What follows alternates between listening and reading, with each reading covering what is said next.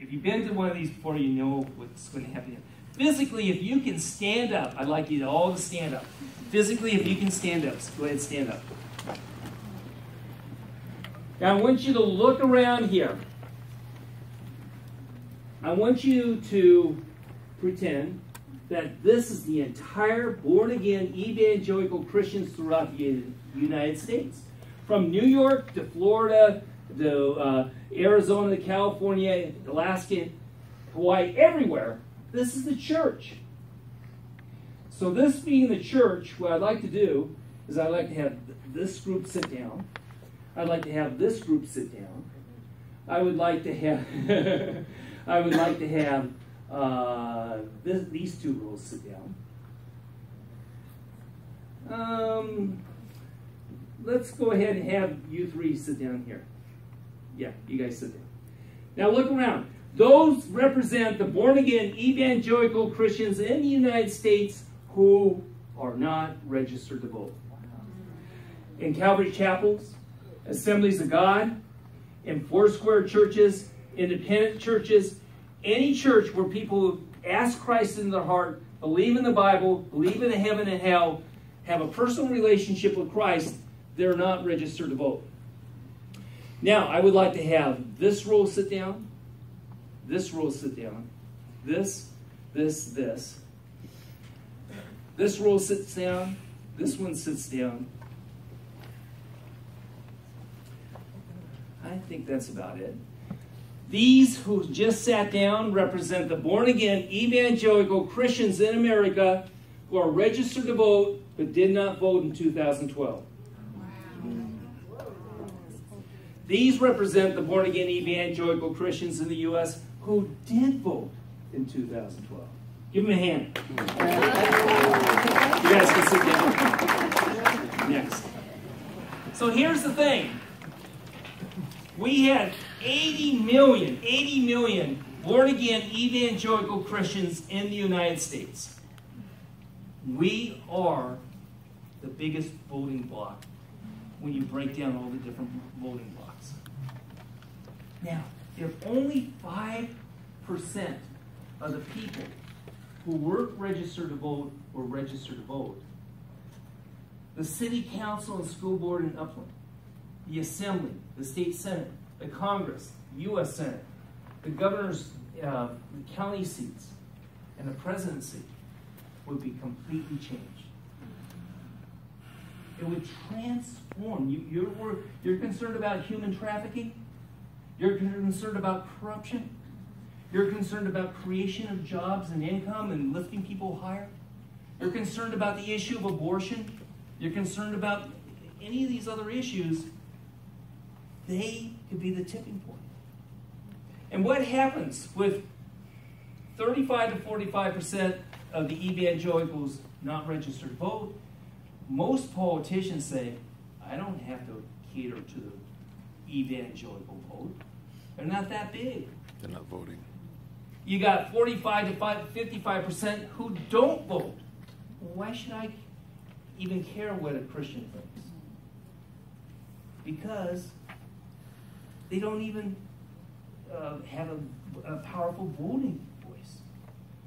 In Sacramento, where there's about 120 assemblymen and state senators, about 6 are evangelical Christians, and that's it. We're so underrepresented.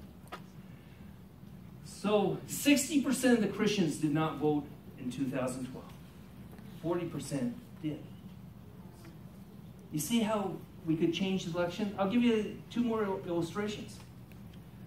In 2000, that was one of the lowest spread in the election, 500,000 votes. 40 million Christians did not vote. The biggest spread was 2008, and that spread was 9.5 million. 40 million Christians did not vote. You see how we could change everything? You know, we vote based upon electoral college, so certain states have greater importance. In the 4 swing states of the 2012 election, the difference between winning and losing was 350 50,000 votes. Get a few churches together, and you would have changed the election, right? Next. So as Christians, we have a personal worldview, or we have a Christian worldview. And if you have a Christian worldview, you have to say, what are the most important issues to me? Some people will say, one of the most important issues to me is Israel. Why?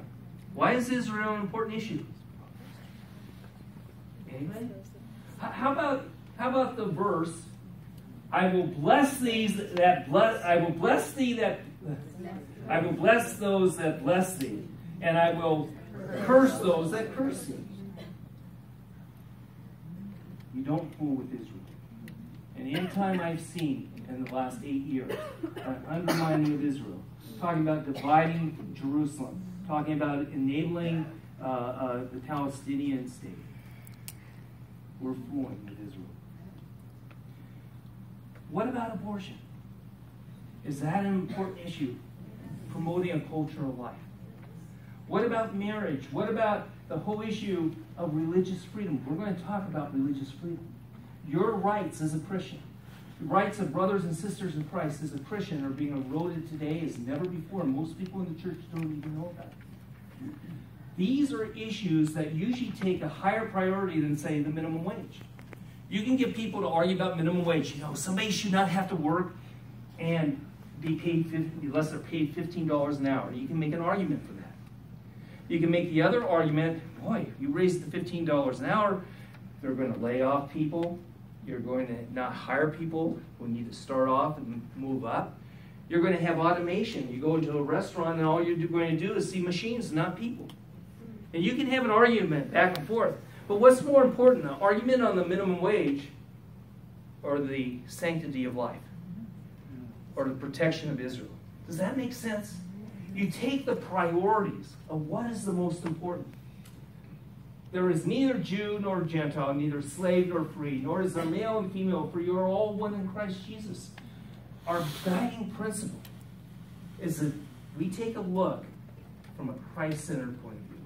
Next. Religious freedom. Give me just a couple minutes on this. Because I have found that as I've gone church to church, that religious freedom is something people don't realize what is happening in America today. You see, this used to be the country where people would flee from a foreign country, come to America for religious freedom, to be able to worship and pray and seek God based upon their own conscience. That's the foundation. That's what the First Amendment's all about. But that's not happening today. It's being eroded. You see, take a look at this man up in the right corner. Masterpiece Bakers. He would make cookies and cakes, sell it to anyone. Bible verses all over his store.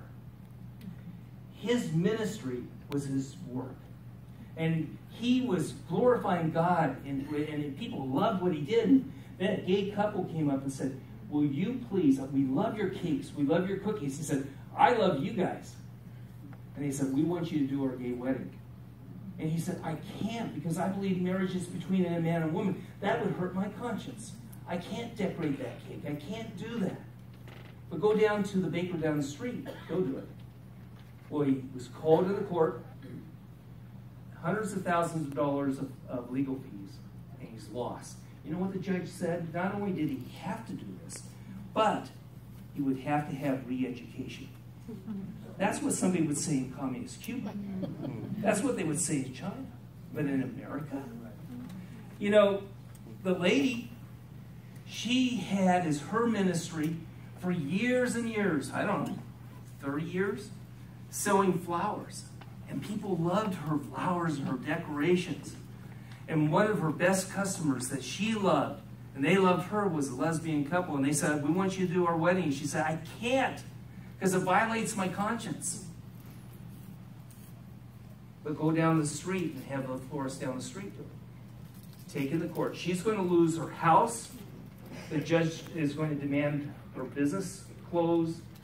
And she's going to lose her 401k and she's 78 years old.